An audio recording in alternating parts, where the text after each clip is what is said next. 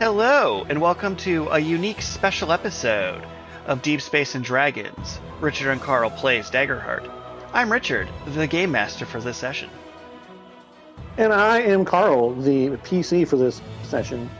I appreciate that. I appreciate the idea that I thought you were about to say the NPC, and I would have given you bonus points.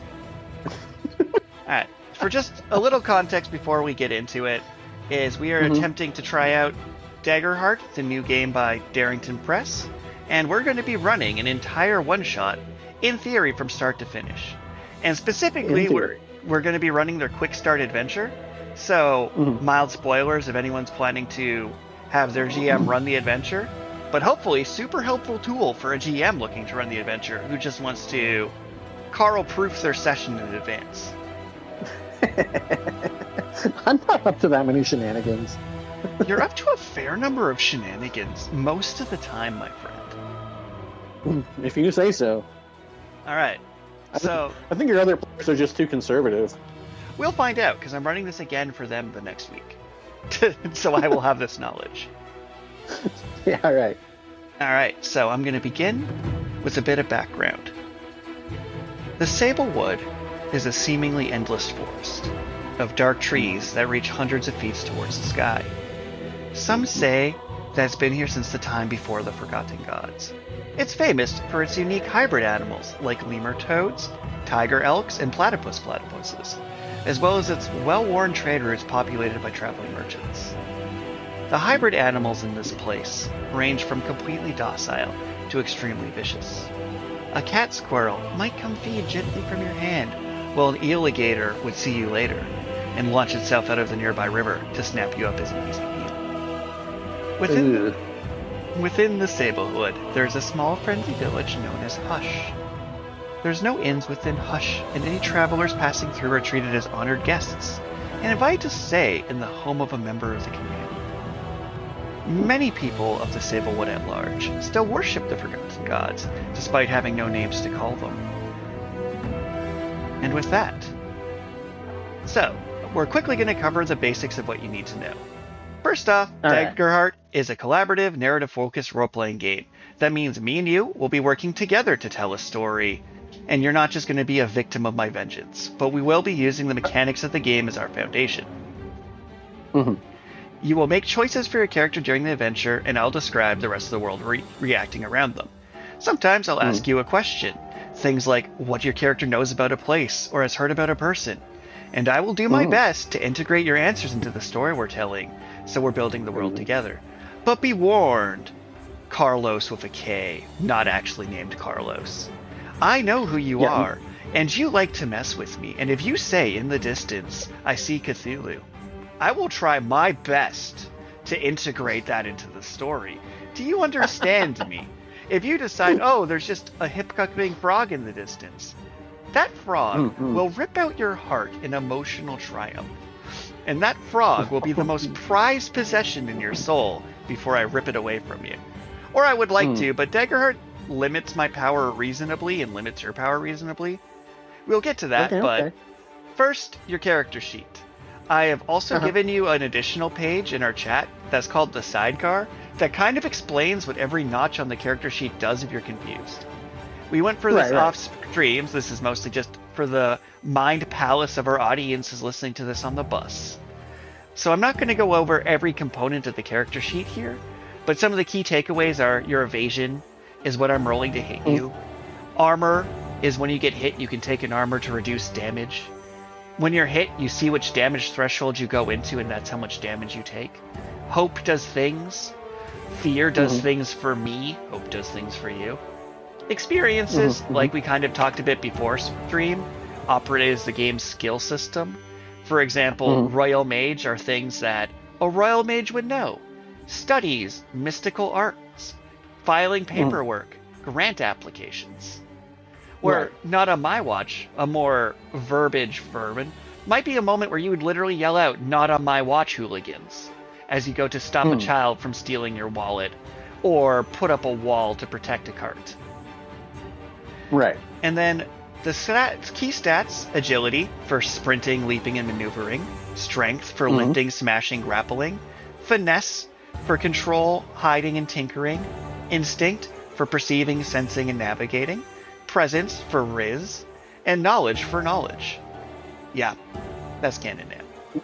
So, for your active weapons, you have a primary and a secondary, or just a primary in this case. A lot of times, secondary will have like offhand effects like shields or dual wielding. And you can spend a stress point, which you have HP and stress are your main things you track, to switch between your primary weapons and those backup weapons in your inventory. Your inventory itself, your armor is what determines those starting armor thresholds and how many shield points you get. And your inventory really is only designed to hold like 5 or 6 things, but this game assumes that basic stuff you have. You're not going to run out of arrows. You're not going to run out of snacks. You're not going to run out of things unless they're relevant to the story. But if you tell me, oh, I'm going to carry this dragon on my back, I'm like, all right, mark up all 5 of those slots, and I hate you. And I will be very clear about the hate you part. Any questions on your character sheet, or you think we're good? It costs stress to take something out of your inventory, or just to swap weapons? Just to swap weapons in the moment. So if you want to swap weapons and not lose your turn, it will cost you a stress. If it's your entire action to do it, it will not.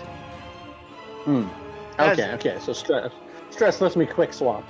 And similarly, the domain features that I would get, if I had a full set of domain features, I would be able to spend stress to swap ones that are in my vault/inventory. Excellent. By spending stress as well, right? Perfect.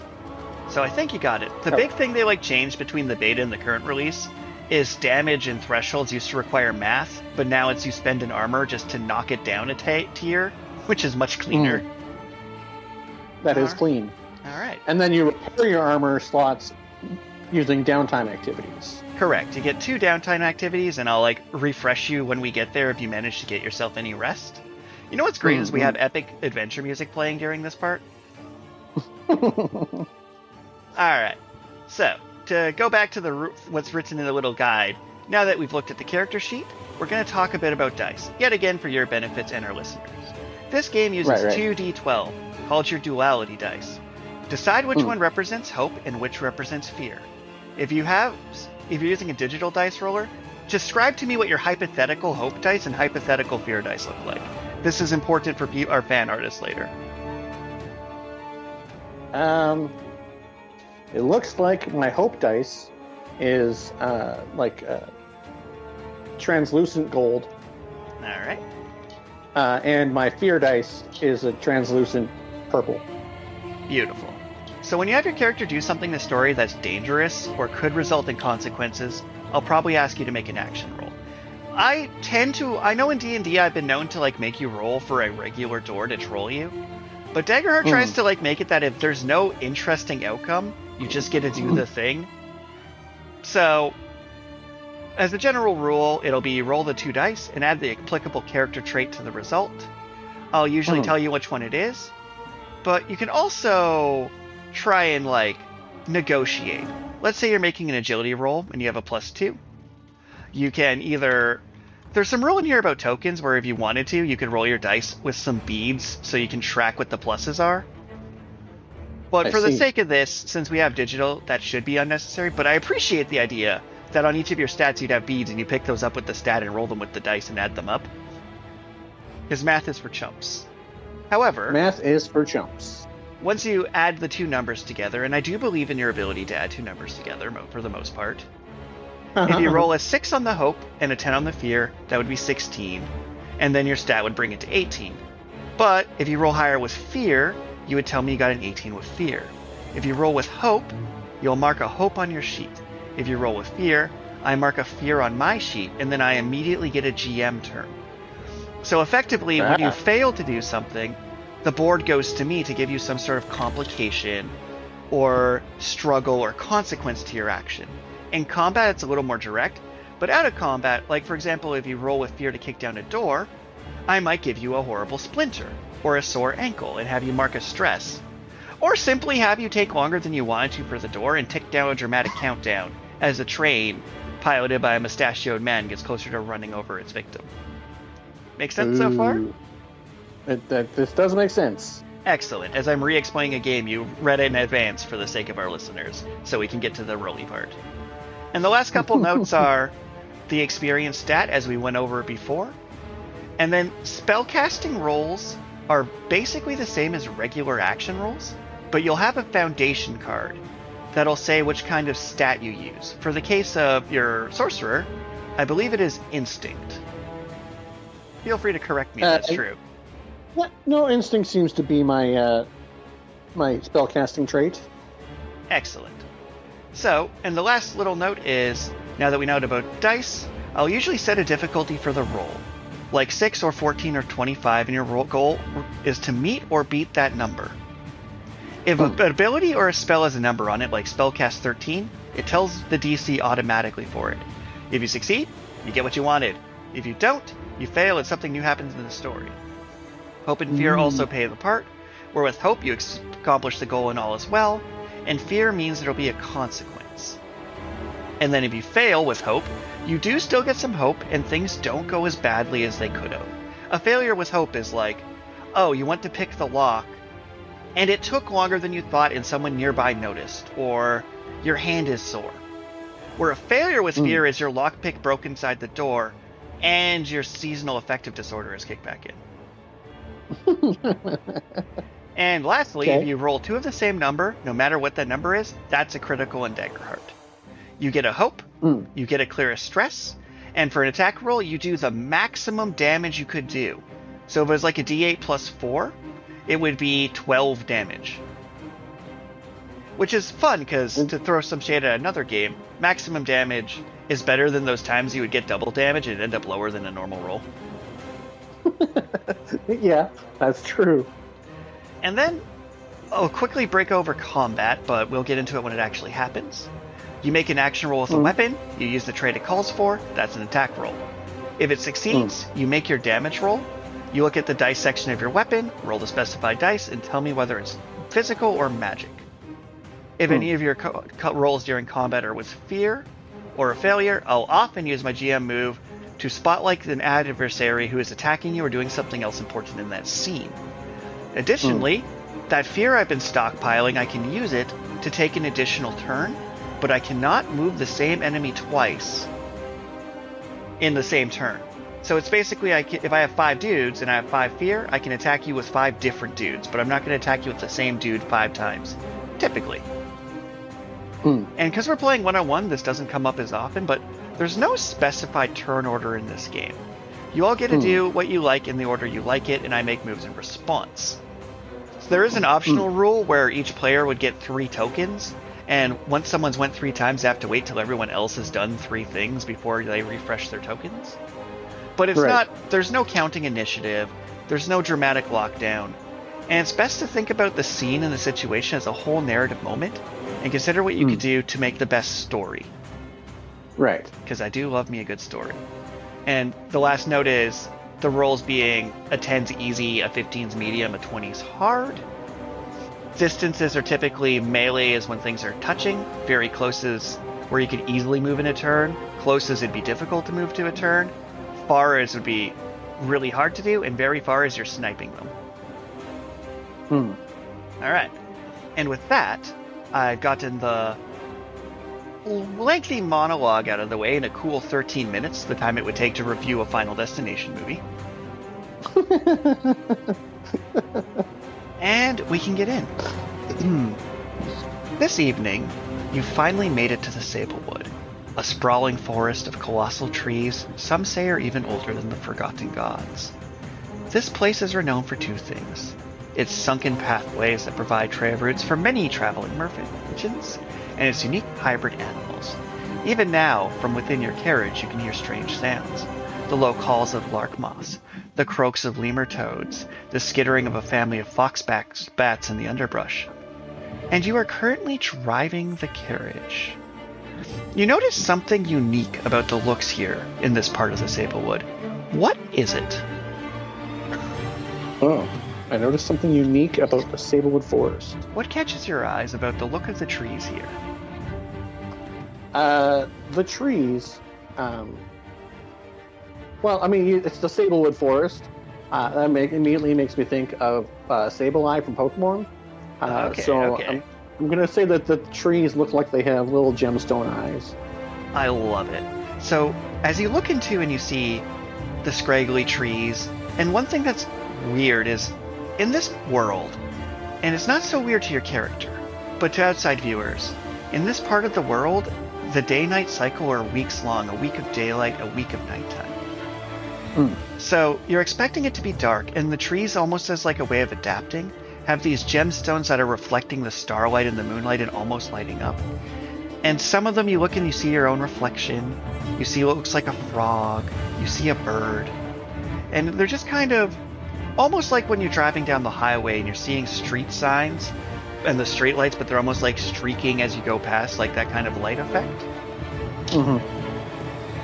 And as you go through, your steed, what do you have driving this cart, within reason? Let's see. What do I have driving this cart?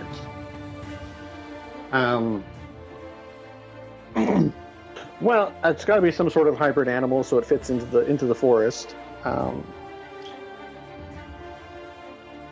I am going to say it's a lizard bear. Amazing. So this lizard bear, how I'm picturing it, is of course it's scaly, except it has like almost like a mustache of like a muzzle of fur. It has the bear's wet nose, but the scales down the back, large grizzly bear teeth, massive forepaws, but a poofy bear tail. It needs the poofy bear tail.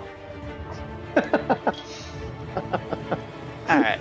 So as your steed pulls the carriage around a tight corner, one wheel's coming off the ground for just a moment.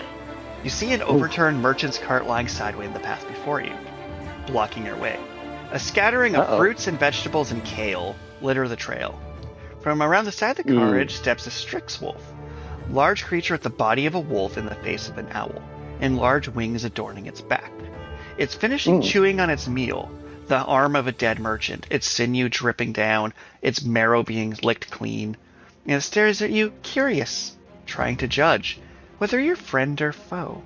And then you see, following clumsily behind, a little ways away, a close distance away, two small pups are watching what you assume is their mother or uncle cautiously. And you feel your carriage come to a stop. What would you like to do? All right, so given that it's a part like bird, owl, I'm assuming that it's going to regurgitate the dead merchant for the pups. Roll a knowledge check. Knowledge check. Roll. I got a 20 with fear. Okay. So, it does not regurgitate for the pups, because it seems the beaks almost have like a serration in it for chewing meat. And as you look closely at its face, its head just whips and stares directly at you and is making eye contact. Oh boy. It's staring you down. It's wary of your movement.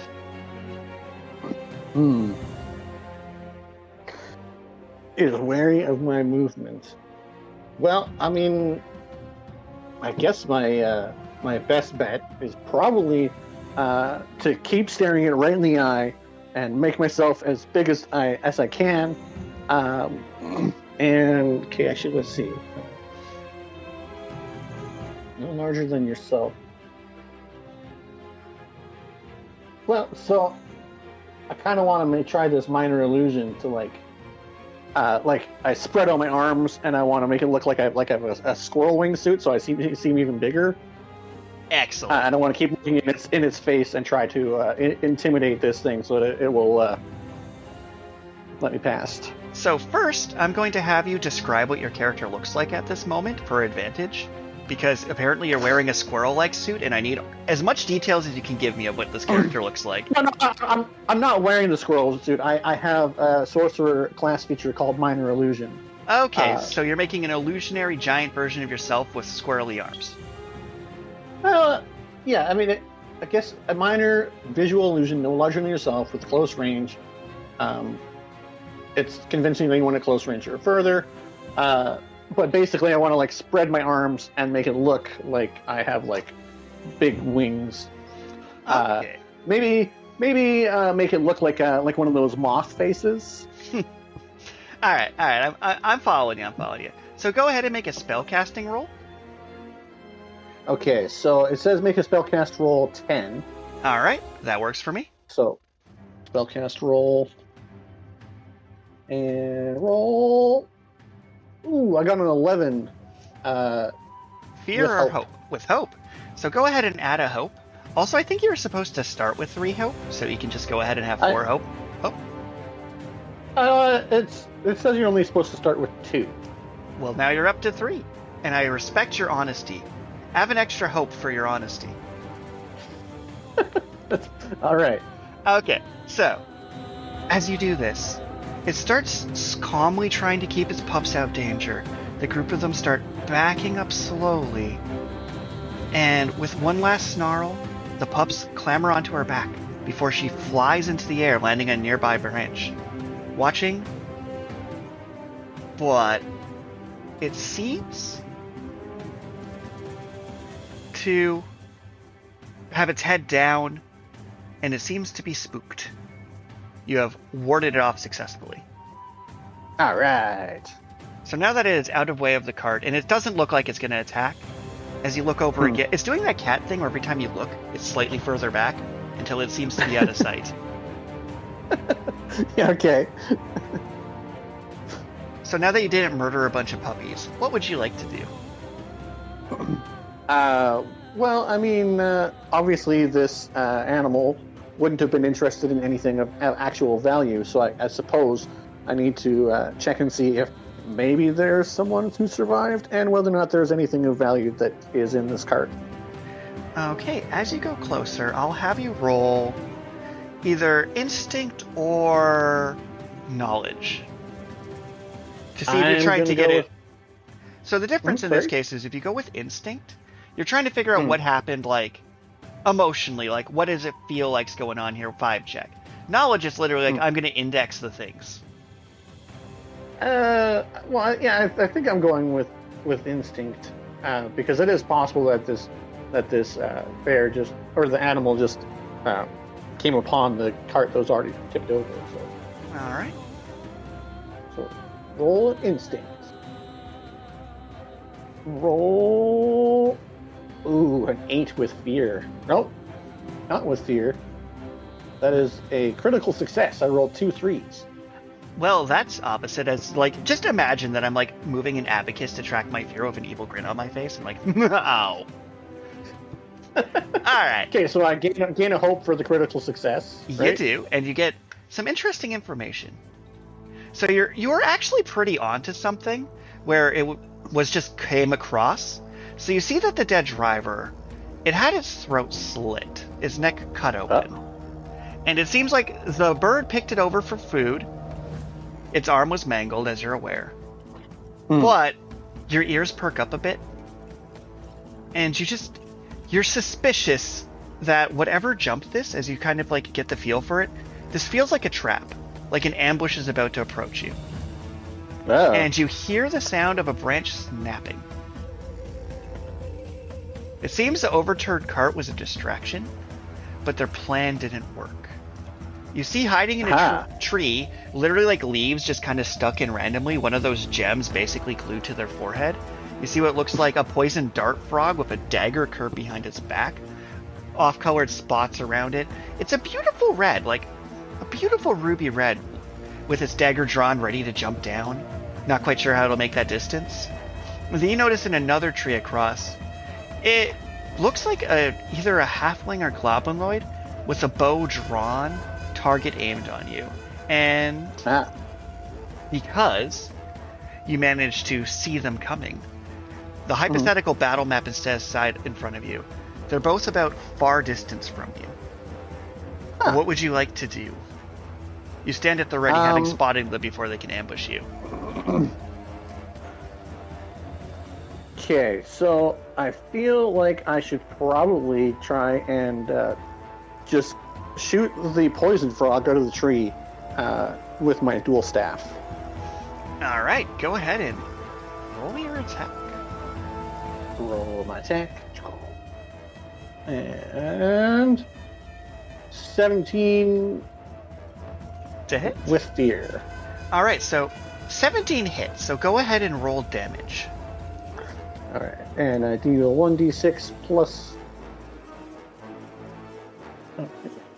Okay, one. Just roll? Oh, yeah, okay, 1d6. Because it's plus... So that... it was giving me plus 3, and I'm like, what? What's going on there? But it makes sense, because that's proficiency plus my...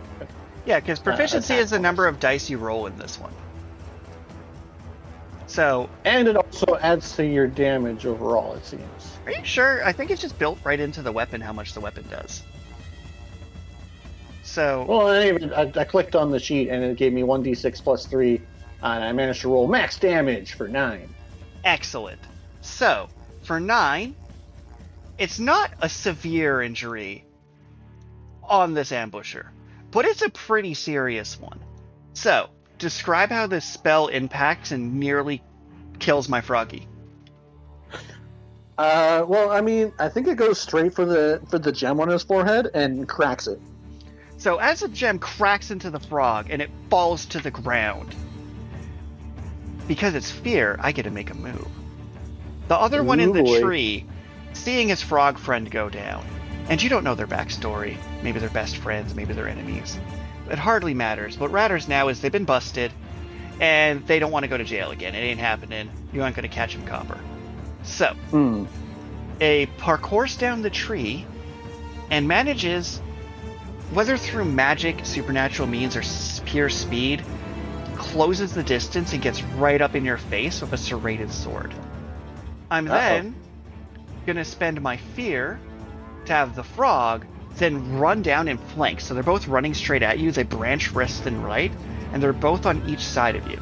Because they had a fair amount of distance to cover, that is my go. They spent their moves getting to you and flanking you. So you are up. Okay.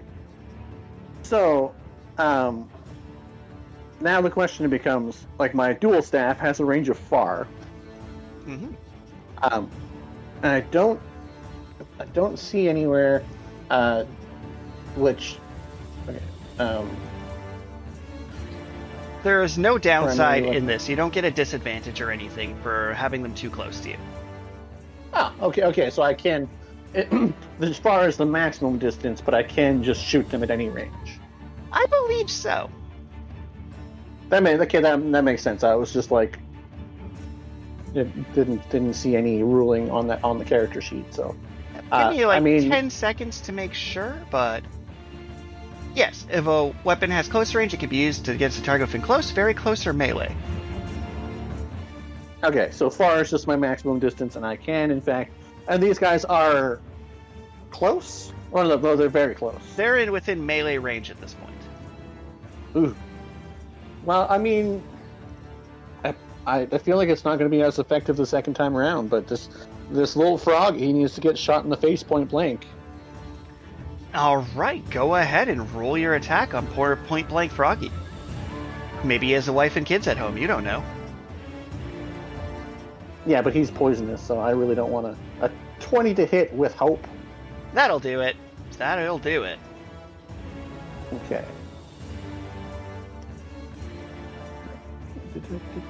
Okay, so now I guess I roll for damage. Roll.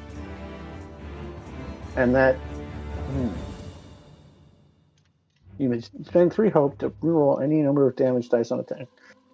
No, statistically speaking, I'm going to get worse. So we'll just stick with the 7 damage that I'm dealing. It's just enough to break his first threshold. So he goes ahead and takes a point of damage. He's looking pretty rough. He is being shot repeatedly. And was that with hope or fear? The dual staff attack roll was with hope. All right, you get another move. I mean, I'm just going to keep savagely shooting this frog because I don't want to get poisoned. Reasonable. Reasonable and brutal.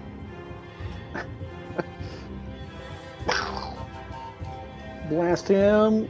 Ooh, 24 to hit, but with fear. 24 absolutely hits. And then my dice roll is... I'm going to spend 3 hope points to re-roll my dice roll. All right.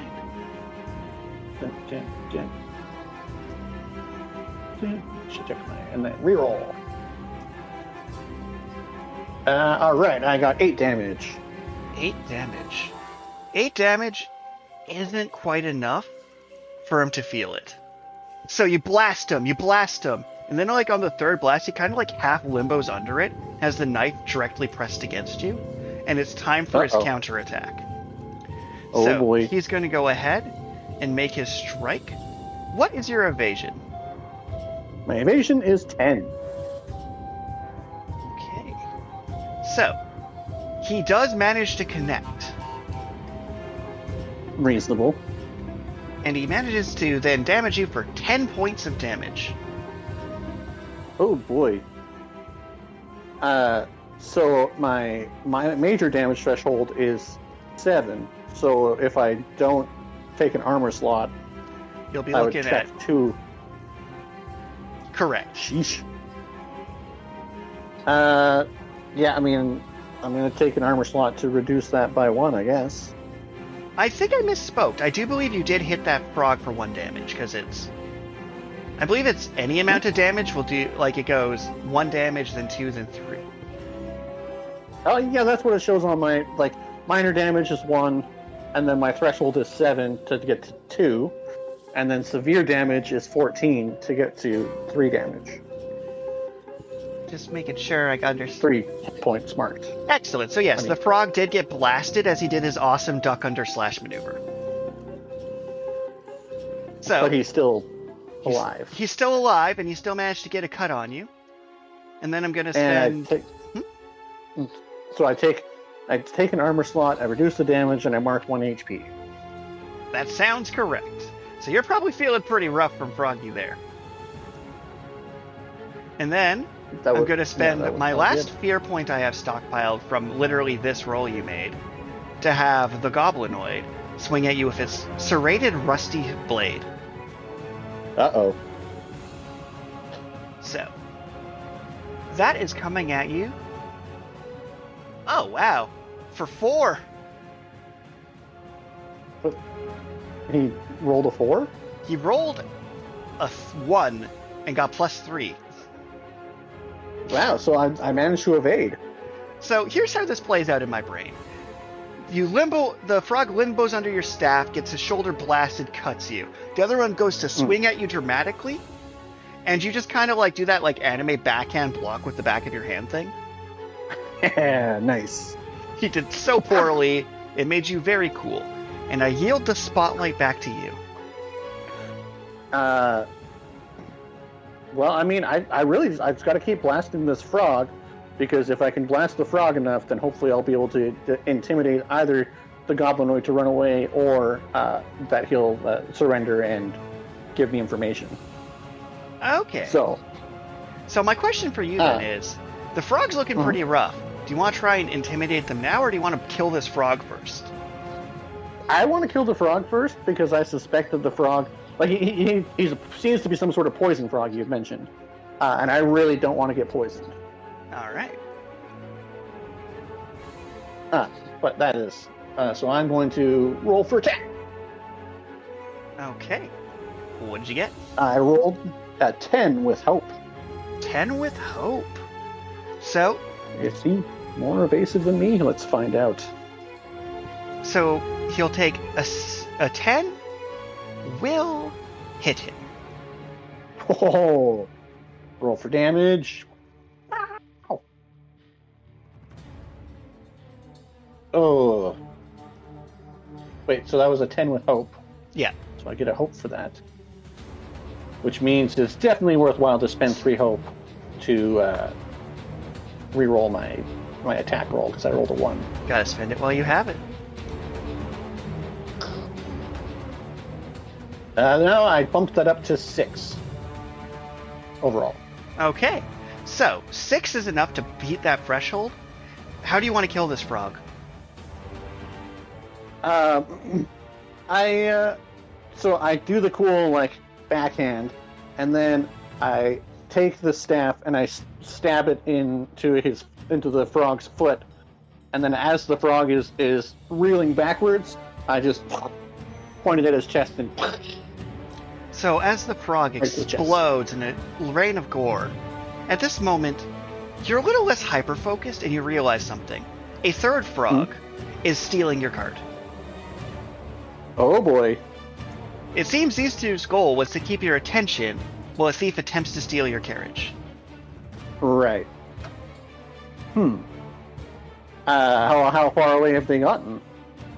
They have successfully climbed at this point, and they gave their first yeah, which is the noise that drew you towards it. So, sorry, you had hope or fear there? That attack roll was with hope. Okay, so they haven't started going yet. They've just climbed into it, and it's exactly where it was, and you really only got out of the cart and walked like a medium distance over to the other cart.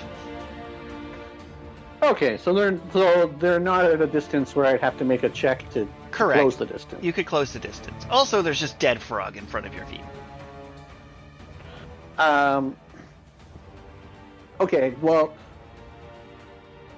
do I know if the frog's skin and/or blood is poisonous to touch? Go ahead and roll in knowledge, and you can add your, if you want to spend a hope to add your Imperial Scholar knowledge, you can. I will use my last hope that I currently have, yes.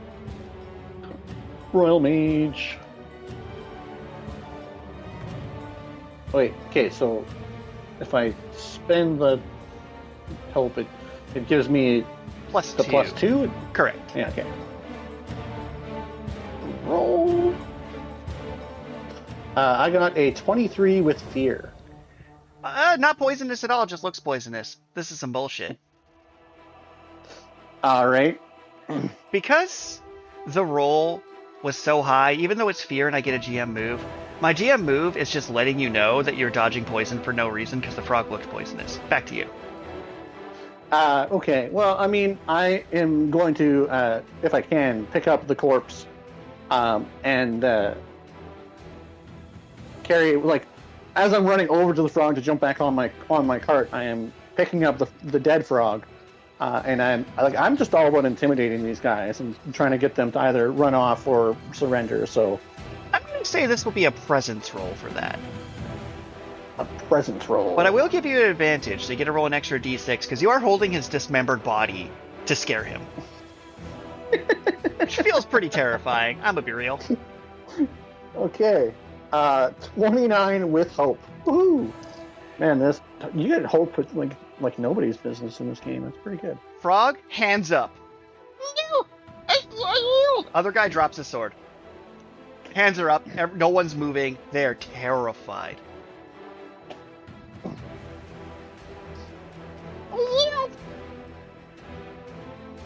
Who do you work for?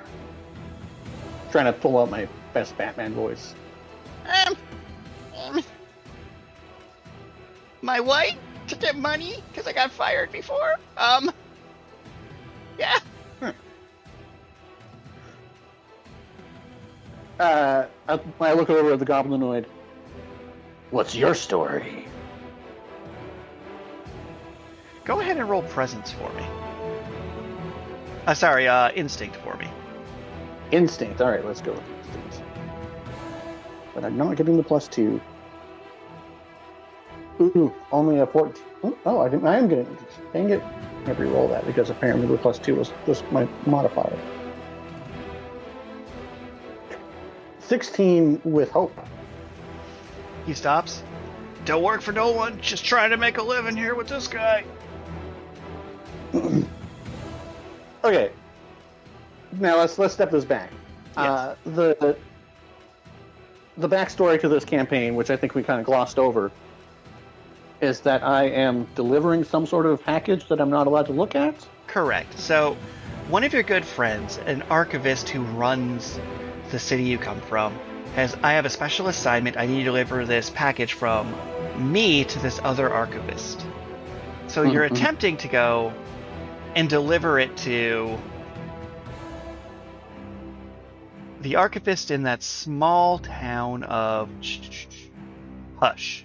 The town in the middle of the forest. Yes.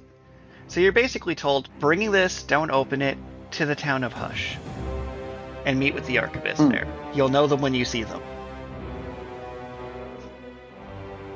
Okay.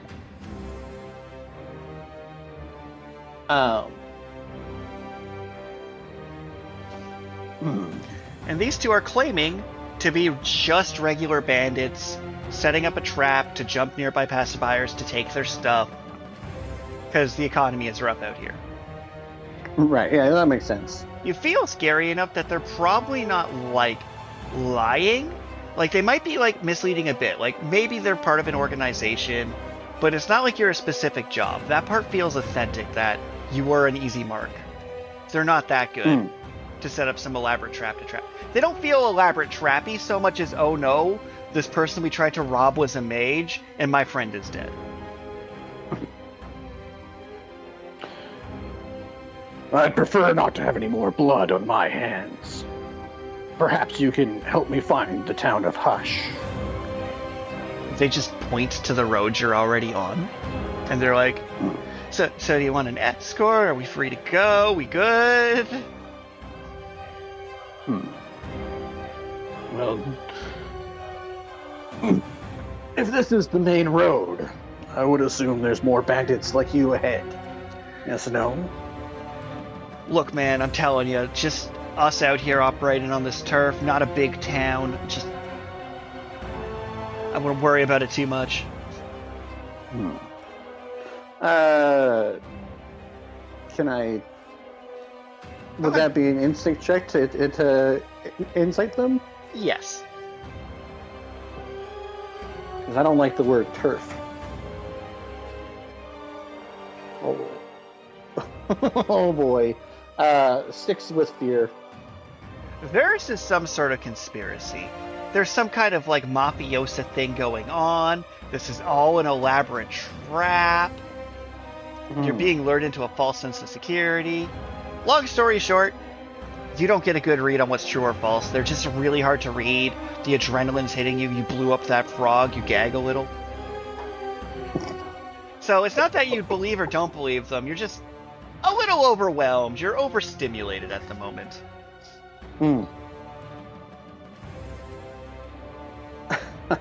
But to give you a bit of background knowledge your character would already have. So your knowledge is these are probably Thistlefolk. The Thistlefolk, who take up residence in the place no one else dares, the thickest, thorniest brambles of the Sablewood, are known for wearing armored clothing made of tiny, polished stones that have been cut to fit together seamlessly like scale. This attire allows them to move through the brambled thickets and blend in with the gemstone trees. Because the only Thistlefolk who emerge from the seclusion of their hidden villages are often thieves coming to steal goods from unwitting travelers or sleepy merchants, they've received a reputation for being a syndicate of criminals. But in actuality, most Thistlefolk are quite peaceful and vulnerable, choosing to live within the safety of the bramble for their own protection from large predator species who stalk the woods looking for an easy meal.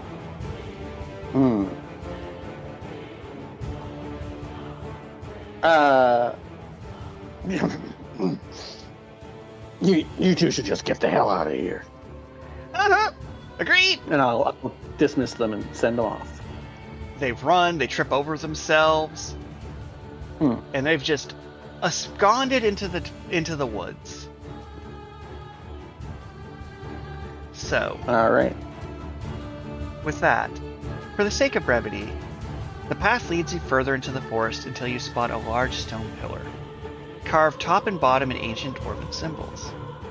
This denotes one corner of the peaceful village of Hush. When you pass beyond the stone marker, you feel a small sensation like the pop of a bubble, and then the sounds of friendly chatter becomes louder. Though the trees of Sablewood are unchanged here, there's a distinctive safe and comforting air. A warm orb that's almost like a sundial with a glowing sphere above it is in the center, making it feel more like daylight, like you walked out of the evening into a sunrise. And there's feels distinctively safe and comforting, the atmosphere. A few smiling faces turn to you as your carriage rolls in, waving or... Actually, before they wave and greet, did you bring the dismembered frog with you? I was a little bit overwhelmed. I think I may have just left the dead frog on the seat next to me, yes. They cast a friendly greeting, but some side-eye you. But you do hear lively music drifting from your direction from a tavern at the center of town. You know you need to find the Whitefire Arcanist to deliver the package.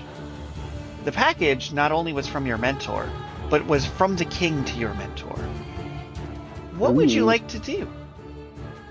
Just like the ambiance, I'm not sure if the background music we have going on this episode for our editors later will match the scene, but you're feeling pretty good about it. So disregard any ominous background music that may or may not be playing.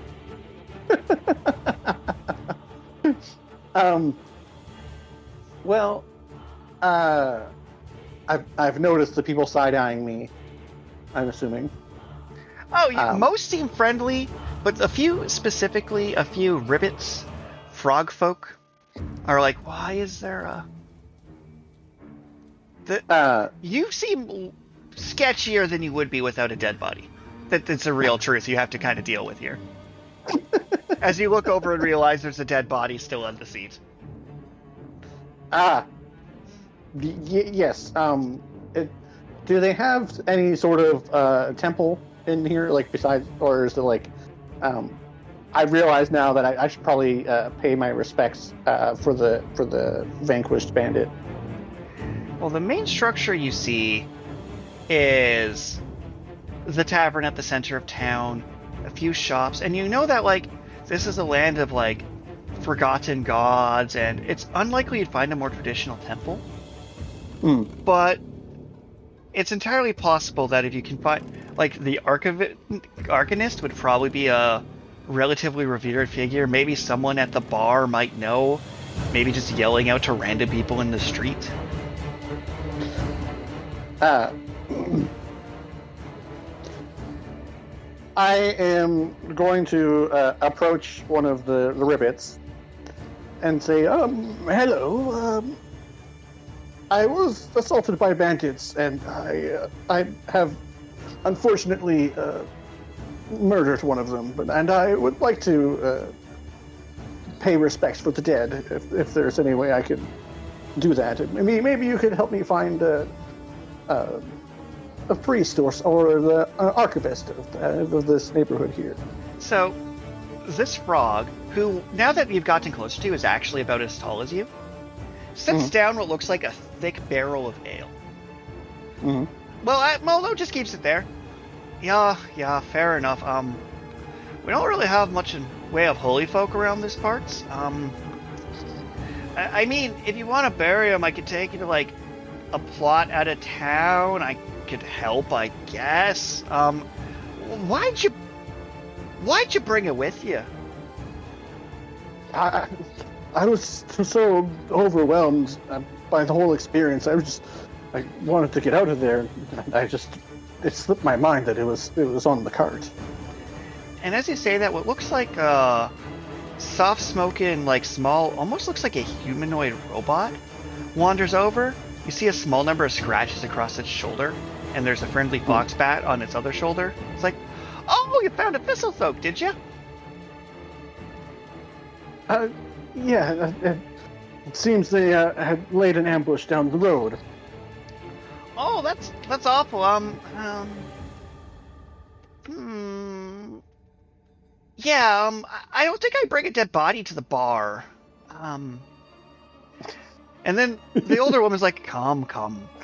And they kind of like start escorting you past the homes of the village, a little out into the farmlands. Like you see the various crops, and they begin to cultivate a thin layer of glowing blue moss over the tops of the fruits and vegetables. They're almost pulsing like heartbeats. Oh. And among the groves, you notice that the trees have hundreds of unique faces carved into the sides. They're gem-like eyes peering in every direction. And you see one tree taller than the rest. And it looks like you see the archivist's home, and it's like a treehouse is being suspended from it like a fruit hanging from a tree, and a braided rope seems to be wrapped around and tied down at the base of the tree like a counterweight.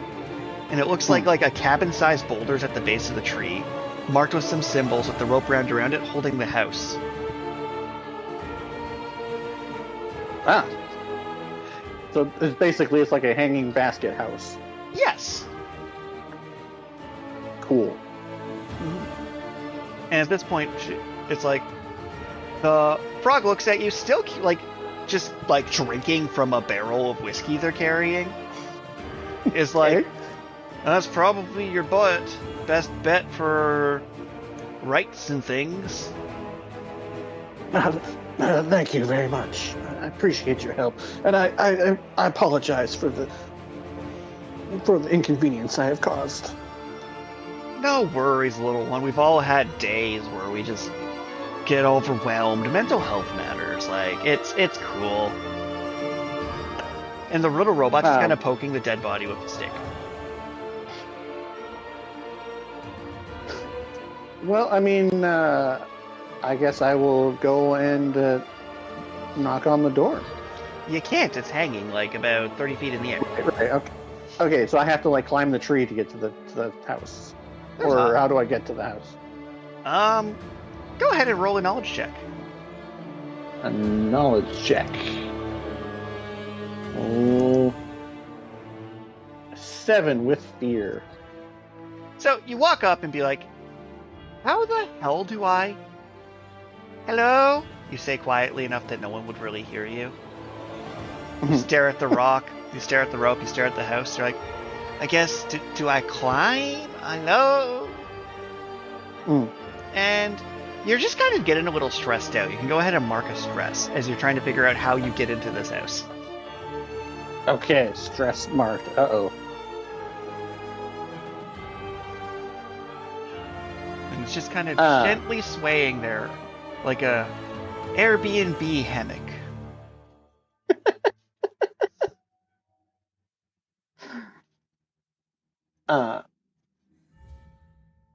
Let's see.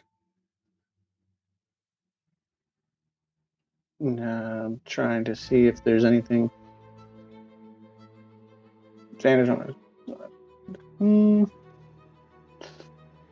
Okay. I don't. Your two friends at this point, she's set down like a blanket and just kind of sitting there, each sipping a drink. Just kind of watching you.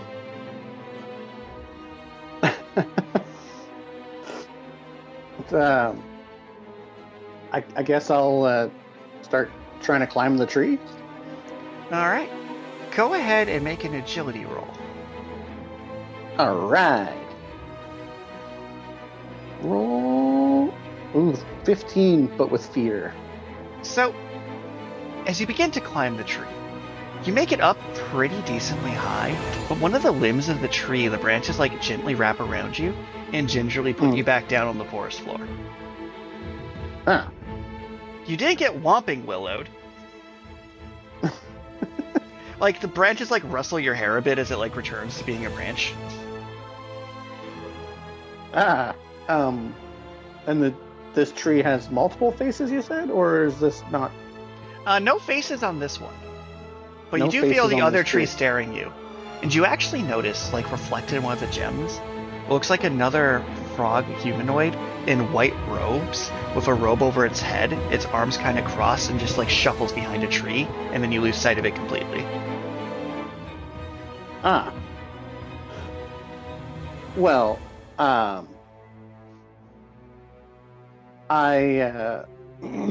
not on my watch. I want to track that guy. Go ahead and roll the instinct. Instinct, and I get the not on my watch. Nice. Oh, still only a 15 with fear. So you're I'm fearful today. So you're watching him, and he's like, whoosh, whoosh, whoosh. And he seems to be getting enough distance that eventually he leaves your visual range. You're like, okay. He was just kind of keeping tabs on you. But it would be a whole lot. You're not confident with that roll. You'd be able to catch up to him and successfully, subdue this frog who's doing their massive vertical leaps from branch to branch, Naruto tree running style. Okay. I'm sorry to bother you again, but well, how do I get to the house? She gives a deep sigh and just yells, Amaras! What? Amaras! And then the house starts lowering itself down to the ground and has landed. Okay, so now the door is in a position where I could knock on it? Yes. Yeah, I am going to gently knock on the door. So as you knock on the door, you see 6 fingers curl on the sides of the door frame as it slowly opens. You see in the palm of its hands eyes blinking as you look at a face that is like a completely blank face with just a smile, like a theater mask almost, with curly homes and large wings. I was kind of imagining like a ditto face, but we'll see, I guess. I'll allow it. It has a ditto face, yes. Okay, anyways. But it seems to be a 7-foot-tall mix of humanoid and firefly. A humanoid firefly. So as far as you can tell with your background, the Arcanist is a fairy. And it seems to be moving in a combination of both very slow and suddenly jerky motions. Her expressions are difficult to read, but her emotions are very clear in her voice. Old but spry, as she eyes you mischievously. Are you the group Emerus sent from the capital? Oh my, you're rather late, aren't you? Can I have your name? My name is Marlo Fairwind. You feel a shiver go up your spine. Come in, come in.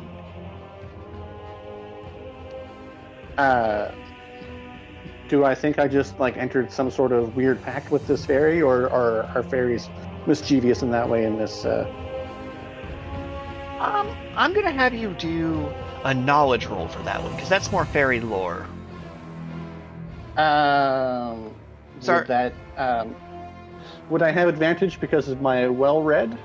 Well, you could spend a hope to. Oh wait, well-read's a class feature. Yes. Yeah. Yes, he made advantage. I am so fearful. I got a 26 with fear. So I'm gonna just grab that fear. So yeah, you've got lots of fear stocked up now. You had a moment where if that fairy wanted to, they could just legally have taken possession of your name. They chose not to, but they could have. Ooh. So it's like they have the ability to word game trick you into a trap. They know they could have, and then they chose not to let you, and you rolled pretty high on that. So you enter. I will enter their house. It's surprisingly spacious. Main room is a crowd of potion bottles, spellbooks, runes, plants, small creatures, what looks like a regular platypus, but it's really hard to tell. It's full, but no one would classify it as messy. It's clear that if anyone moved a single item even an inch, the fairy would know. Well, so yes, I have come to deliver this package, and I unfortunately was ambushed by Thistlefolk, and I was hoping you could help me pay respects to the bandit that I killed. Oh, okay.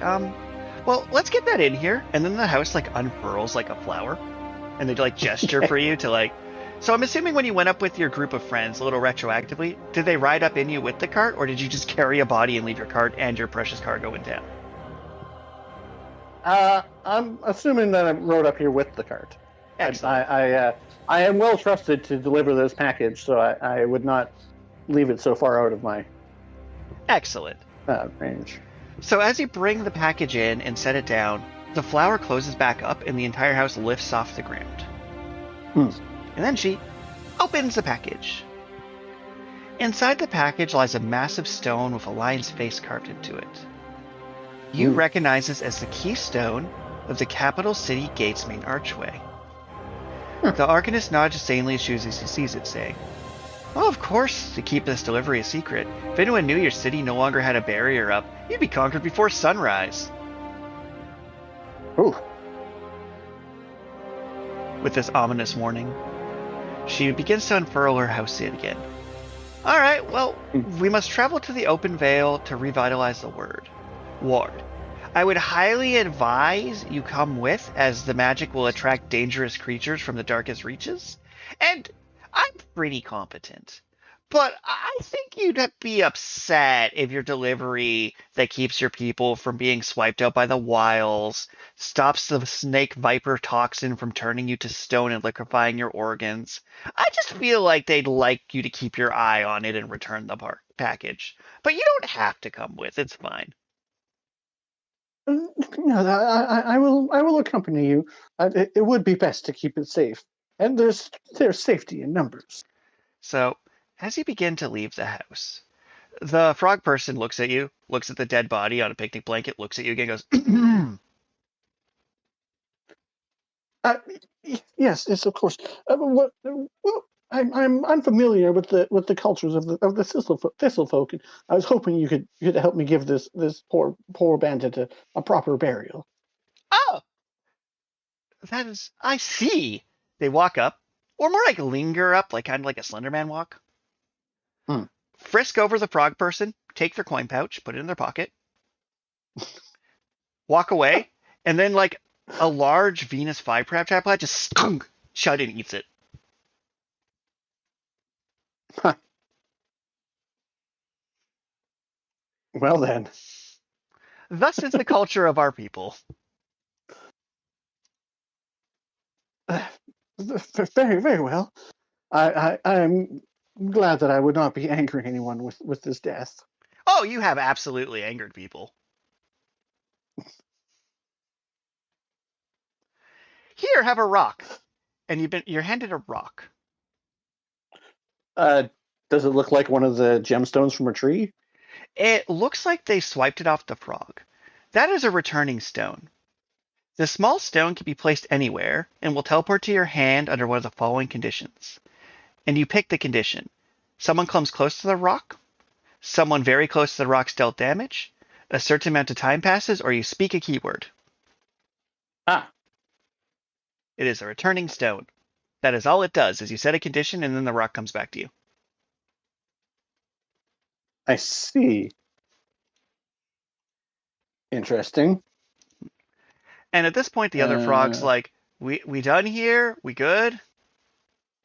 Yes, thank you. Thank you so much for your help. I do not wish to cause any further trouble, so I think it's probably best that we be on our way soon. They're holding out a mug and shaking it, like, expectantly. Like they want me to pay them coin? Probably. Wow. I guess I have one coin, it looks like, so I'm going to give them a coin. Yeah. Feel free to mark off. Well, this currency in this game is more a handful of coins, so basically if you give away enough little bit of coins, you'd knock off a handful, so I'm not going to, like, bill you for the coin. Okay. But if you do it enough. Okay. So, describe your time traveling with the eccentric Whitefire Arcanist.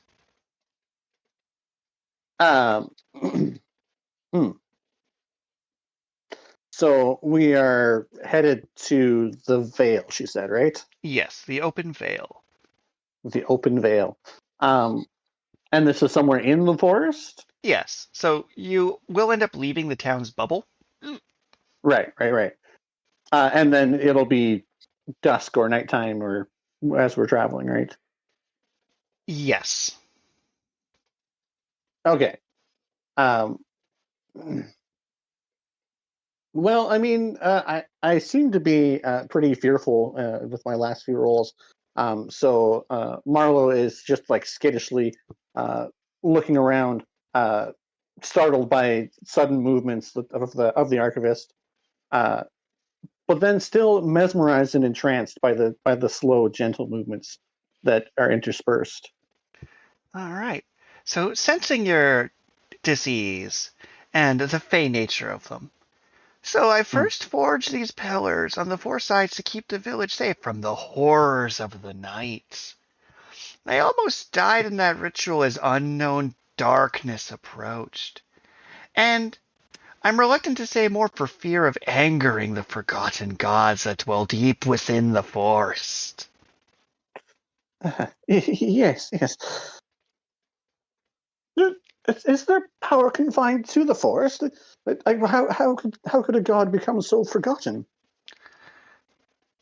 It's weird. When you create, people remember the creation, but through stories, their own beliefs, spreading their wills, adding addendums, repurposing holidays and ceremonies to their new faiths.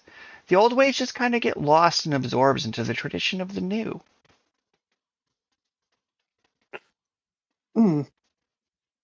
Yeah, yes, I can see how that some of these forgotten gods may become resentful. Yes. And around that moment, the Arcanist antennae perks up in a disconcerting way. This is good. Stop. Stop. Here, yes. Now come help me. I'm old. And she waves her hands, and your carriage unfolds like a flower, like her house did. Okay. And she's just standing over the crate humming. Okay. I will need about an Um. hour of time to prepare. You all enjoy the night air while you can. So you get a short rest here. Yay. You can tend to Short wounds, rest. clear stress, repair armor, or prepare for the path ahead. Since you don't Um. have one or more members of your party to prepare with, had you brought along one of these NPCs, I would have allowed that as a substitution. So if you declare that you brought the frog alcoholic with you, I would let you take 2 hope to prepare. And the frog alcoholic would just be here for this scene. What? No, no. I didn't. Wasn't the village, though warm and comforting, was still also kind of disconcerting. The customs are unusual, and I just wanted out of there. Um, but I think I do want to take some time to repair my armor and knock off hit point damage mark. Excellent. And for my And, downtime bonus, I gained 3 fear. so that was my 2 downtime activities, was reducing or repairing armor and reducing damage. Yes. Do you have an elf ability that has something to do with downtime?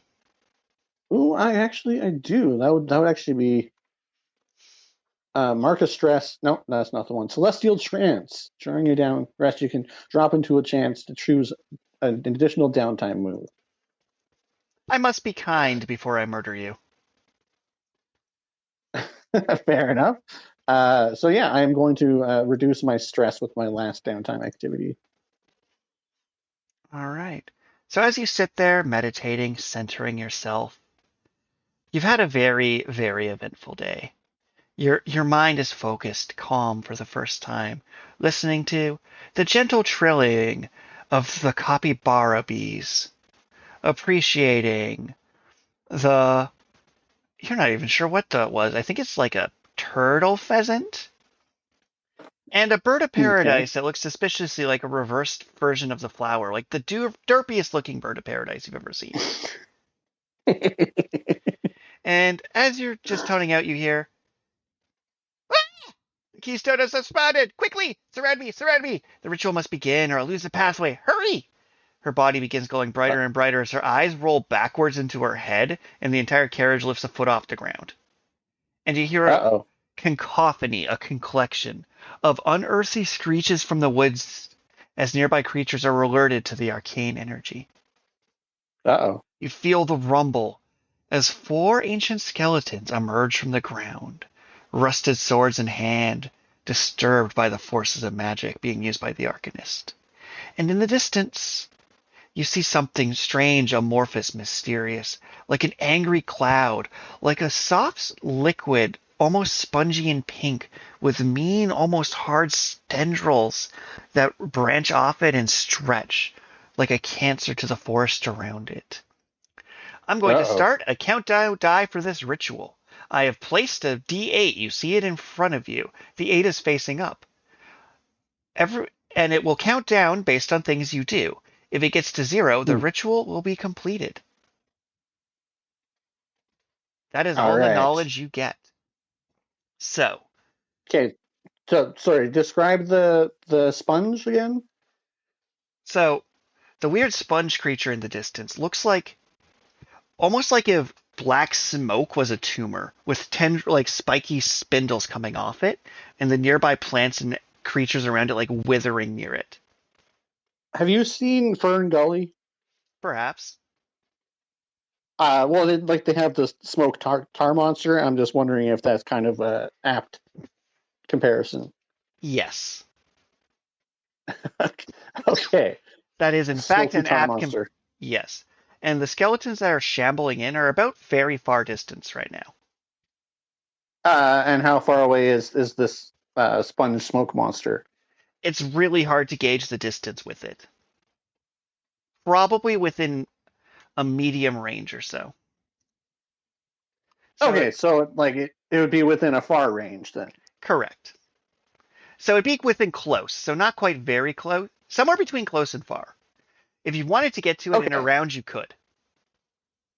No, no. I want to try my unleash chaos spell.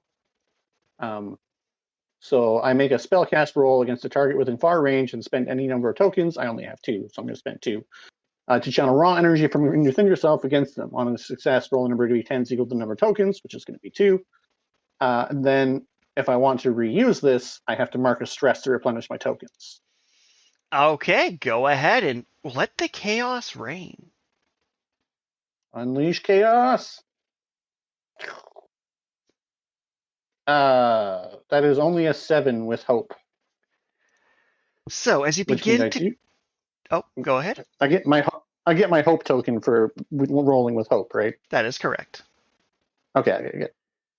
So as you go and you have... build up the arcane energy within you, this massive spell, you've practiced it, you've read the book, you've done this in a controlled setting. You go to unleash the chaotic magic, and a lemur flies directly in front of it, hits it, it explodes. That was not the target you were aiming for. Oh no! So as it's exploding, you see the wraith is dived through the ground, has raised up directly in front of you. It's going to go ahead and make an attack roll here. What is your evasion? 10. So if it meets, it beats. So it flies into melee and places its hand upon your cheek.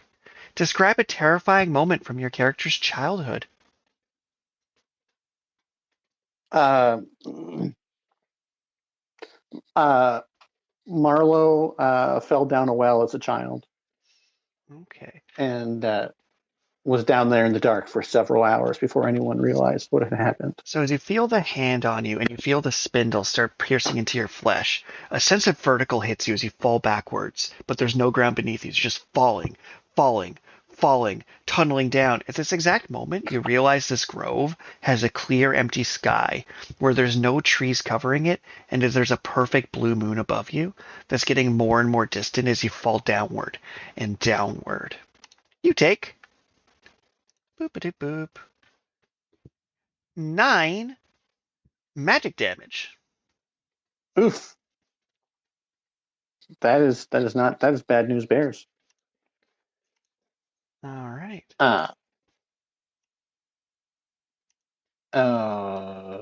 I think I'm going to tick off an armor slot to reduce that threshold and only mark 1 hit point. All right. However, you are considered vulnerable at the moment, in which I guess the best way I can put it is rolls targeting you while you feel yourself falling into an endless pit have advantage until you take an action to try and shake yourself loose and free of this. I'm going to then spend 3 of my stockpiled fear to have all 4 skeletons get within close range of you as they approach. Uh-oh. And for context, where were you positioned near the floating archivist when this went down? So you described the blue moon above and the grove. So I assume the archivist is kind of in the middle of the grove? Correct. Um, I would say I was probably just like a few meters off to the side of the archivist in the first place. Okay. So even though you feel yourself falling down a well in terror, you look over and the skeletons aren't going for you. They're going towards the archivist. The Ooh. spotlight is on you. Well, I have a spell called Rain of Blades. I can spend a hope to make a spellcast roll, conjuring throwing blades that strike out at all targets within very close range. So I guess I have to move within very close range. You do, but you should be able to. Although you're suffering terrible vertigo. Not related. So as you stumble towards them, they've all taken like fundamental like positions around this flower. Mm-hmm. And they basically formed a circle around it. They look pretty frail because they're just skellies. You know how skellies be. But you are able to, all right. because of where they're positioned around the flower, I'd say you can get 3 of them within range, but probably not all 4. All right. So I will roll for my attack. Roll. Oof, a 10 with fear. I'm sorry. They're not very durable, but something about feeling like you're in a perpetual infinite fall is not going great for you. Oh, dang it. Okay, so I believe that makes it my go then. Okay, wait. I'm waiting. So I have this primal origin. I can manipulate magic. Your primal origin allows you to modify the essence of magic itself. After you cast a spell or make an attack using a weapon that deals magic damage, you can mark a stress to do one of the following: extend the spell's attack range, gain a +2 bonus to the action roll's result, deal double the damage, or hit an additional target. Okay, so normally I would make you do that before the spell, but I'm going to allow it. Before the spell. Well, yeah. It does say after you cast the spell. Oh, really? Or make an attack roll. Huh. After you make the roll. Sick. Go ahead then. So you're gonna add, I'll just let you know, if you add 2, it will hit all 3 of them. You were close. They're pretty easy to hit. I am definitely going to make that into a 12. 12, it meets, it beats. All right, so now I can roll my damage, which is proficiency D8 plus 2. Mm-hmm. And then I can roll. Oh man, only a 5 damage. So, 5 damage. The whack. As you just cover them in shots, 3 of them look very injured. And then, as their heads turn 360 degrees around towards you, I'm going to spend a fear to use their group attack feature. All 3 of them will now circle you, and they'll make 1 shared attack roll. Okay.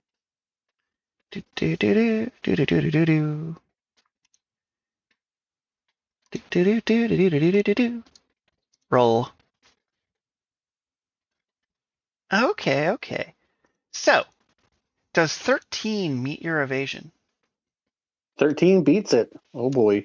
So, you take 4 damage per skeleton. So that's 12 damage coming at you. As all of them swarm you. Actually, I guess it would be, 16 damage because there's 4 of them. Oh, yeah. No, I definitely have to spend an armor slot to tick that down. So you are swarmed by skeletons. So I think I'm just going to sit on this last fear and let the spotlight go back to you. Just hold it in my hand. My precious treasure. Okay. So now that they're all swarmed, now that they're all swarmed around me, they're all within close range, right? Absolutely, they're all within melee range. I'm spending another hope to AOE another rain of blades. All right, go ahead and roll your attack. Roll. Ooh, a 20 with hope. That'll do it. Go ahead and roll damage. Roll my damage. And that's 10 damage. So, with your 10 damage, as you go to create this fan of blades, describe how you wipe out all 4 of these skeletons. Um, I like to think that I send out the blades and they kind of like curve around all the skeletons, and then the skeletons kind of like do that like because they think I missed, and then the blades come back and like straight through their through the base of their necks, and their heads pop off. Beautiful. I love a good boomerang joke. It always comes back around. But those skeletons, the ritual proceeds, and you see me dramatically tick my counter down from 8 to 4. Oof! All right. So, you rolled with hope. You get another go. So the smoke sponge monster is still indeterminate distance away. I would say it's within close, but not very close, because you did run from it to blast some skellies. Right. If I take my action to try and so I take my action to try and negate my vulnerability. Yes. So Is you that describe how you would want to try and shake it off in this case. So based on what you tell me you do to try and fix this vertigo, I can then set the appropriate DC for it. right? Um,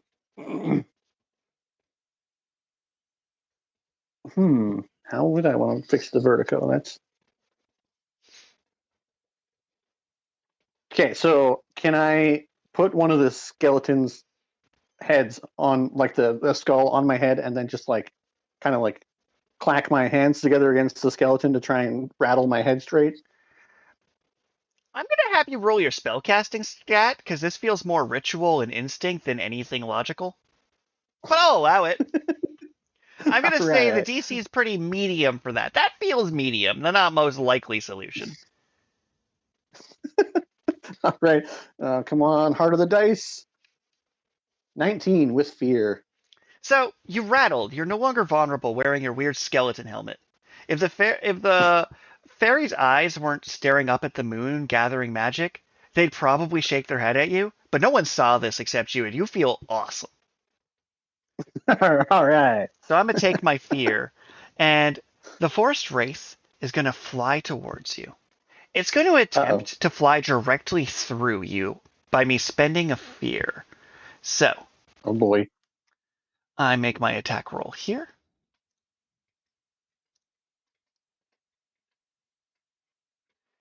7. Does 7 hit you? Woo! 7 does not. I managed to dodge. So as you dodge out of the way and this ghost flew through your body, you have a moment where you realize, had it actually connected and went through you, it probably would have separated your soul from your body. You've read enough books to know that this would have been real bad. But the spotlight passes back to you. So as it passes by me, do I spot anything that looks like it might be a vulnerability? And would I be able to apply my Royal Mage knowledge to increase my odds of spotting such vulnerability? I will have you roll knowledge, but yes, you can add that to it. To look for a vulnerability. But I get +2 for being... Okay, I have to spend a hope to do that, though, right? Yes. Yes, you do. Okay. Roll. But I got a 17 with hope. 17. So, by inspecting it, you do see that like one of the faces on its like weird tumor-y body is skull-shaped, and you almost see like a structure of like angry eyebrows and eye holes and a nose. You're like, so you feel like this thing would have been really resistant to physical damage, and you feel like that's the spot.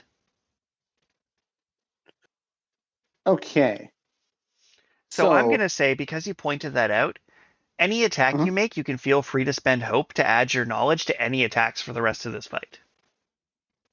To add my knowledge. To add your that's not royal scholar to things.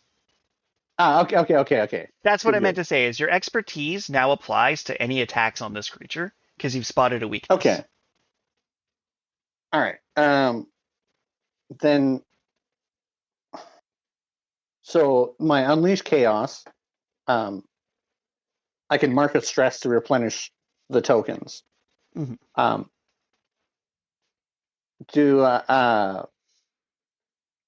Is that an action? No. An action typically is anything that requires a roll. Okay, so I can replenish my tokens. Yeah, unless it says specifically is an action or requires a roll, I'll let it be free. And then I can make my spellcasting roll again. And I am going to spend the hope to give it +2. All right. And let's roll some 19 with fear. Well, 19 will hit it. All right. 2. Okay, I see now. No plus damage. So let's roll these dice. Oh, I got 5 damage. 5 damage is enough for it to take a point of damage. Oh, all right. As combat heads back to me, I'll spend a fear as 2 more skeletons emerge from the ground, within very close range of you on either side. Oh boy. And then for my GM action. So, I'm going to have it just do its regular attack. Nothing fancy. My fear economy isn't that loaded right now. I've been pretty greedy.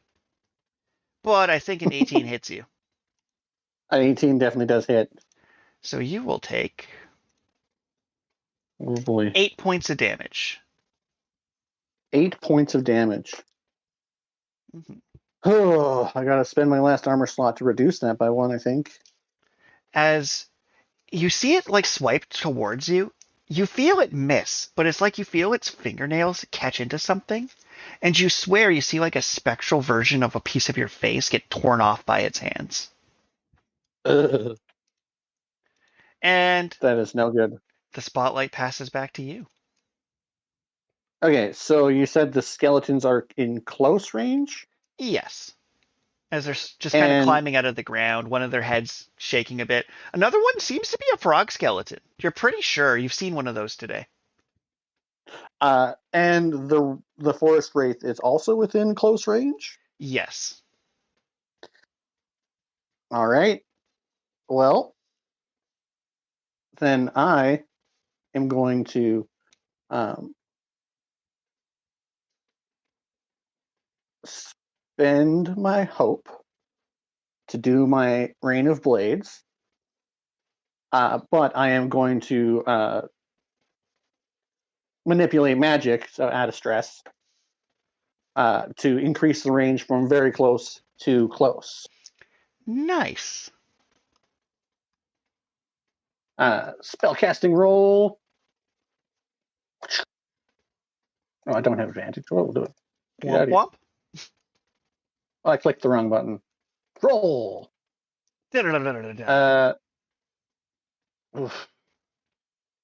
Well, I only rolled a 7 with fear. That was... Unfortunately, as you go to throw your boomerangs, you thought you did the math excellently. And they all swing back around, but like a bunch of them just kind of collide midair and sadly fall to the ground. Dang it.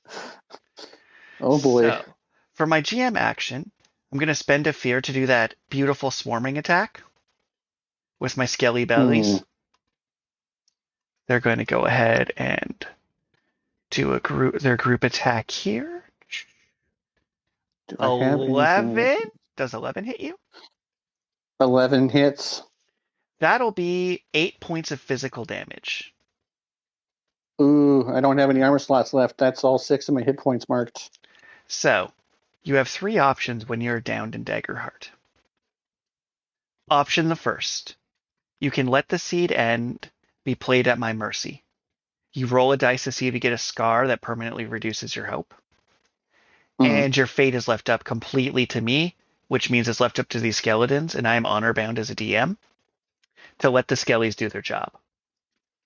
Option the second is you can go out in a glaze of glory. You get one last turn where all your dice rolls are considered critical successes, and then you die. And option the third is you can roll for it. I like the Blaze of Glory.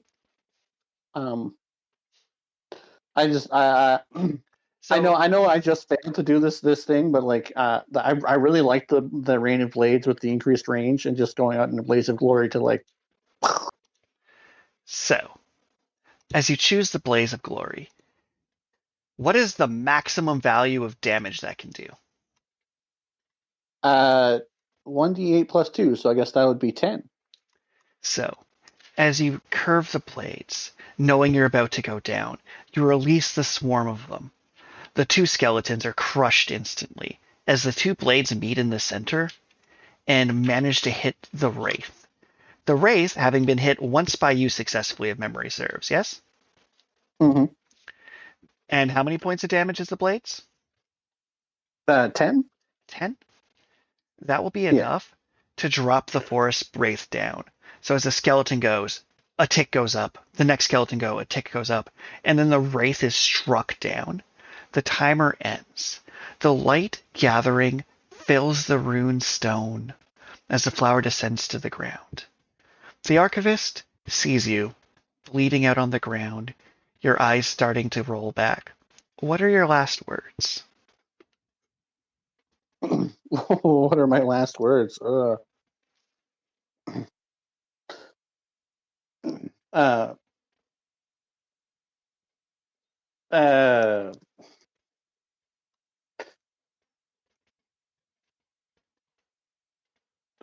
My last words would be tell my mentor I'm sorry. The That's archivist walks over, looks down on you, gives a bit of a sigh. You fought hard. I'm not surprised, of course. The king keeps good company. I'm very glad you were there. The keystone will need a week, maybe more, and I'll watch it carefully to ensure nothing cracks or becomes sentient or anything of the like. You know how it is. In the meantime, I ask you to rest, to let things go, and know that your job is done. And with those words, you feel moisture as a plant starts to grow around you, wrapping you like a rose in bloom before it closes down, chomps in, and you can feel life fade away. And that is Daggerheart. You did complete the quest. You successfully beat the mission. Congratulations. Welcome to level 2. But also, you are most definitely dead. You are dead. But just for the walls, go ahead and do a hope and fear dice. If hope wins, you would have got back up with 1 hit point. And if fear wins, you would have died on the spot. Hope won. So, in theory, had you bet on the fates, you may have came out of that still. So, with that, we've hit not that much longer than one of our normal episodes, admittedly. How you feeling? How did that went? Actually pretty good. It's definitely interesting. I think some of this is more so a difference in writing style between 5th edition and Daggerheart, but it was setting the scene did feel much more like whatever was prompting you felt like it was prompting for me to collaborate more with setting the scene than what D&D would normally do. I agree, and I thought that was interesting. Because, like, I basically read all the boxes verbatim. Like, I worked in a pun or two. I enjoy my platypus joke that in a forest of fused animals, how could you tell if it was a platypus? Right. But, like, I basically wrote this as is. And I will say, when running for a single-player one, that I get a fear and I get an action is a little rough. Yeah. However, like, did you end up leveling up your character, or did you just run them at level 1? I just ran them at level 1. So running it 1-on-1, I'd say it worked because, like, if we think about the difficulty curve, you could have won that fight. Yeah, I definitely could have. I mean, the difference between life or death was you missed with the boomerangs and the skeletons came back and stabbed the shit out of you. Yeah, I had some pretty fearful rolls that time. There was quite a bit of fear on fear in a row. So Yeah, so for context, the adventure would have ended with them like giving you a heads up that there's a spire you could go explore. Mm. You did end up asking one question I wasn't prepared for, which was more about the bandits. But they had a little like supplementary file, and I was able to look up who the bandits were. Oh, so they actually did have information on who the bandits were. Yeah, the chunk about the Thistlefolk I read verbatim, Okay. and then I had to like retroactively like, I got lucky. I got lucky when it said that they're people think they're an organization, but they're not, because I gave this full monologue about that, and then fact checked and was right. um, definitely. I guess if compared to D&D, like low level D&D also feels very like uh, scrappy, I Mhm. guess. Um, but the level of hit points and the damage thresholds, um, it's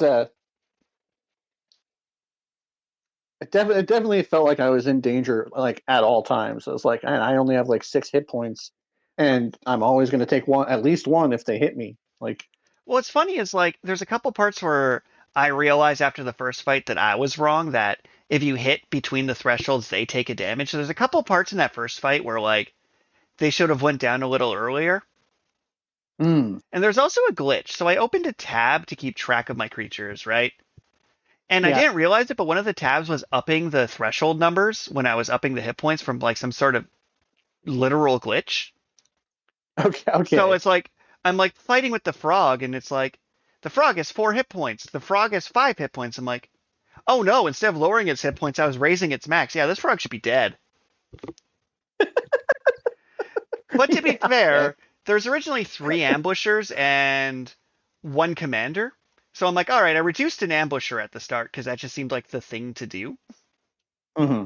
And it did say use the ambushers to keep the party's attention while the thief attempts to steal their carriage. Mm, And I love that because I love fights that aren't just whack with a stick, but there's something else going on. right. And it's like at the start you can like make the strix wolf lower its head and wag its tail, make it run away. You can fight it, but if you fight it, the pups just run away. Mm. And there's one where it howls for support and calls in its partner. And that is where like the roles really start. And Mm, like there's a bit where like I adjusted the roles because you suggested doing the thing before like the rulebook prompted me to do it, because it was like they have a text for see them coming and a text for ambush. But it's like when the right. moment feels right or one of the above scenarios trigger it, ask the PC who seems like they're paying attention to make an instinct roll. And you're like, oh, I'm Right. going to do an instinct roll and investigate this. I'm like, oh, okay, you're just going to do it. Sweet. And I really tried to uh, keep up with the gem motif throughout because that was the first thing you described. yeah. Well, like I said, the sable forest is like, sable eye, Mhm. sable eye trees. And the dead frog body. So I did reskin one of the NPCs in the town to be a frog because I thought it'd be funnier. That is funnier. Because the original, I should have taken you up on the offer to have that the frog there with me. That probably also would have won me the fight. so the frog was actually a wild-born dwarf as written, Mm. and was an older woman with a thick beard carrying a barrel of arrow. And I'm like, that's the funniest one of this list of NPCs to be the frog. It's like it says if the PC's approach, she wants to know if everyone's in the party, and it was like going to ask about their weapons and things. I'm like, nah. And then the stat below is like asks about the Thistlefolk. I'm like, that's also funny, so I'll use that one. And there was Yeah, okay. so the things you didn't end up doing is the tavern had a couple NPCs in it, Hmm. and there was an optional festival where you guys could have came during a party. Ah, yeah, okay. And there's a good nature arm wrestling competition, a stone painting class, a marketplace full of trinkets. If you were playing Mm. with your partner this week, I probably would have used the mini games. But that's like Right, PCs make that much more interesting. right, right. And then you would go to the tavern, and then they tell you the Arcanist is busy, but you can go visit them. I'm like, okay, dead body is as good an excuse as any to visit the Arcanist. Okay, so I mean, the only thing that I didn't use, I don't think. The only feature on my character sheet, I think, is um, the quick reaction, mark of stress to gain advantage on a reaction roll. Um, I, I mean, I didn't read the rules in depth, but like, when and how do you use reaction rolls?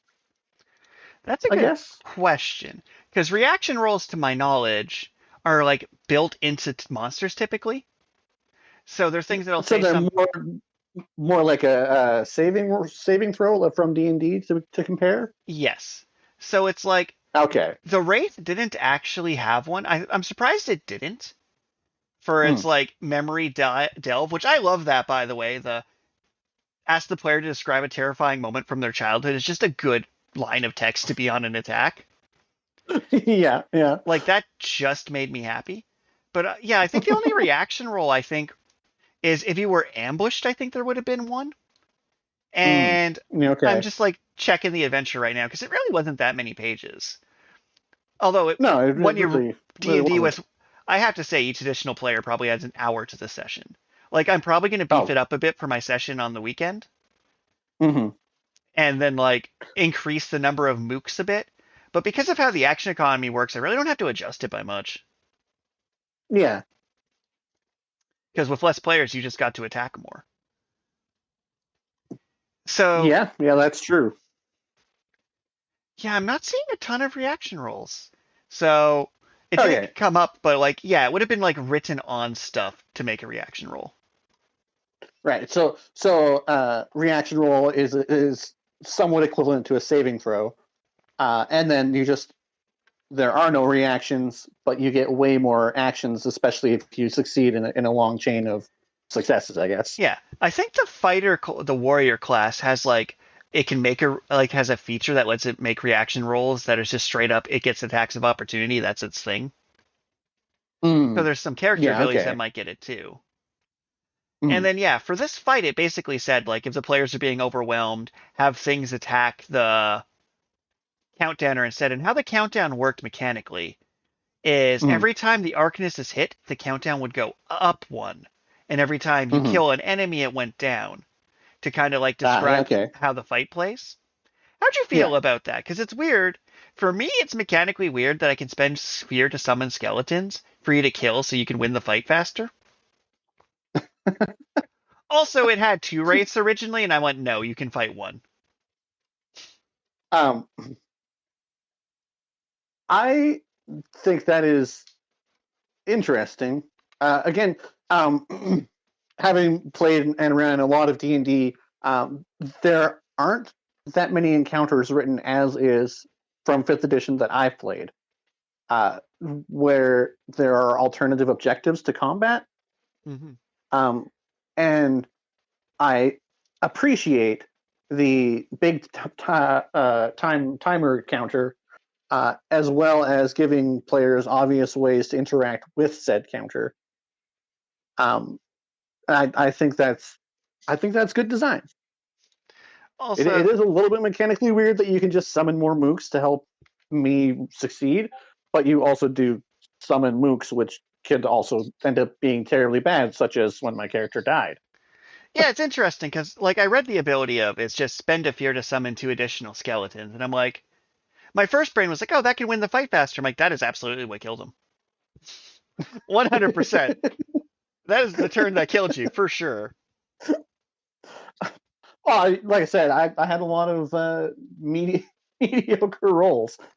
I think the funniest one is so the vulnerable condition was actually vulnerable until their next rest as written. Ooh. But the rules say that like a lot of things can give temporary conditions, and then the condition will have a DC you beat to clear the condition. I'm like, okay, even even if I wasn't like trying to make it like you're not going to get to a next rest, so I'm not just going to leave you vulnerable for the entire fight. Mm. But also for just like rules as written, I think I would always like give players if they want to spend their turn to not be vulnerable.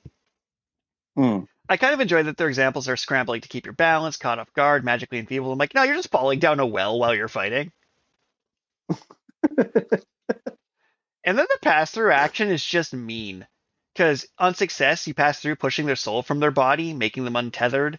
They can't act again until the ritual counter ticks down. If the entire party's untethered, they all mark 2 hit points to get their souls to return to their body. Oh, yeah, that would have been pretty savage. Also, it says here, if a PC ever marks their last hit point, they make a death mood. For the purpose of Quickstart Adventure, they fall unconscious until they're healed or the danger passes. Like, haha, no. So, want to know what would have happened if you just chose to pass out? You would have woken up, Uh, the stone would have been broken, and the monsters would have been murdered by the Arcanist. oh, So the ritual would have failed, and he would have then murdered the shit out of them and saved your life. okay. So this is you sent me a picture of the forest wraith. How'd you like my description of it just being a horrifying, cancerous forest tumor monster? That is pretty accurate. Yeah. I'm not going to send you a photo of the skellies because there's no reason. They're exactly what you're imagining. Although I did make my Arcanist way sketchier than as written. So here's what it looks like. Oh, yeah, that's not sketchy at all.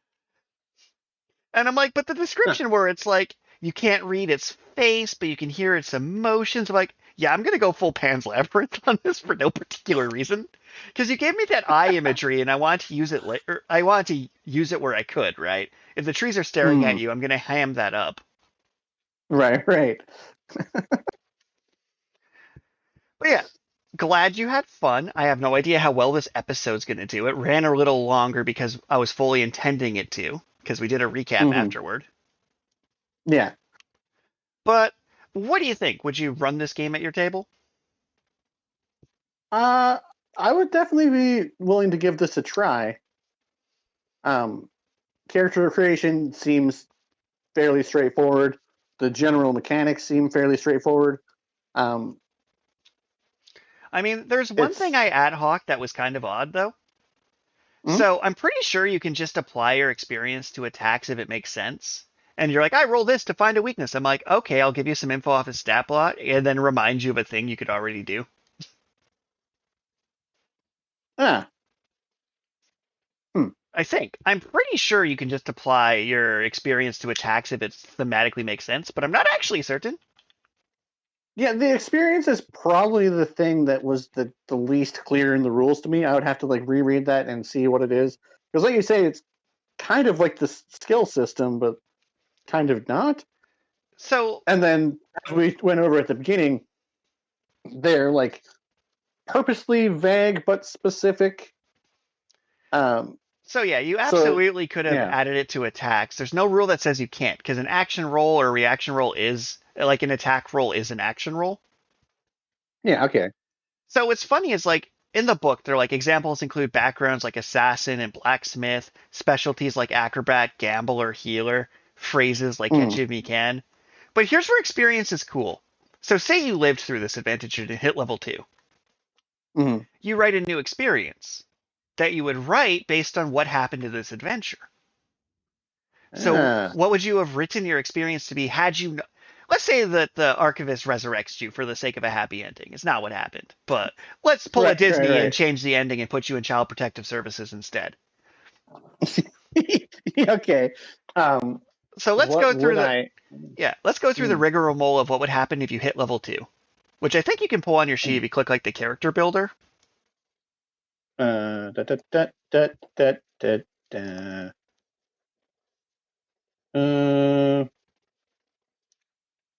don't see how to level this character sheet up. There's like a little like circle-y thing in the top left corner, and you can click on like character builder there, maybe? Characters, Daggerheart. And if not, I'll pull it up and just read it off to you since I'm more familiar with this. And like this entire adventure's free off their site. Like you can just download and run this adventure. Edit character. Level, let's go level 2. All right. So first it would be a new experience, right? I know what I would recommend as your DM, but I'm curious to see what you would think of first. I see. So creating experience, increase proficiency, get level up options. And it's cool that you like just pick like your favorite two options on the list. And then domain deck card. Okay, that's actually one other thing which I guess if you're playing in person, it makes sense. You just have a deck of cards and you're just like, yeah, these are the things you can choose, and then you choose tarot cards and build your loadout. Just reading the rule books, it's like I get it, but it also seems superfluous. Well, it's interesting because it's like in person, I see the logic, and on the website, there's literally just a slot on the character sheet where you can just write down what the feature does. Mm-hmm. So, like, if you skip out the cards and just write down your ancestry community domain card, you absolutely can do it that way. They also have an online character creator where you can put your character's artwork on your character's cards, and then, like, I think they're planning to expand that you can have your custom cards printed. So, like, I like it because it's portable rules, right? Like, for character building for a session, because they have really extensive session zeros, and I do think just handing people it, then trying to pass a book around, it makes sense if you're planning to run session zeros in person. Mm. But I can't see like, you don't, it's like a way of them being like, here's our feats. I'm like, yeah, the feats are all just in the book, and you could just write them down on the boxes on your sheet if you wanted. Mm. But I digress. Also, the rulebook has full delicious in the dungeon rules. They like call it like Beast Feast, and it's just rules to have the dungeon meshy your campaign. Well, I think with that, we should probably call it a night. Yeah, I don't think we get a random question this week. Actually, I will ask you a random question. Ooh. Random question. After this experience, what class would you play if you were to make a character for this game? Oh, Rogue has always been my favorite, so I'd probably actually want to try Rogue next. Would you keep the throwing blade spell? Do they have that same domain? Because that was a 6 spell. Yeah, so they get the darkness domain, and I think they get like the stabby domain as well, where you got like the darkness and the magic. I like the blade spell. That would be on a rogue, yeah. Awesome. To prove a point on their like Discord server, because I always poppin', people are like, I want to make a new class for a Gish. And I'm like, actually, the rules for this game, you could just give a sword to a wizard, and I built like a war wizard that was a melee hit stuff build. And I'm like, that's definitely what I would play, is this wizard who just pulls out like a cloud sword and starts beating you, who's high status strength. Yeah. All right. So thank you for everyone who tuned into this special episode, and let us know if you want me to make Karl play more TTRPGs on stream in their entireties. Yeah, I mean, let Richard know, because I'm not the analytics dude. That's Richard. I mean, to be fair, if anyone actually sent you like a letter, we would do the thing. Like, if you ever received a communication successfully from a fan, for how much harder we've made that for this world. We would do the thing if I ever successfully received communication. But happy gaming, happy D&D, and happy not giving Wizards of the Coast money as they send mercenaries after people. Bye. Bye. Legal disclaimer. Don't sue us, Wizards. Don't sue us, Critical Role. Don't sue us, Daggerheart. We don't have money. Bye. Bye.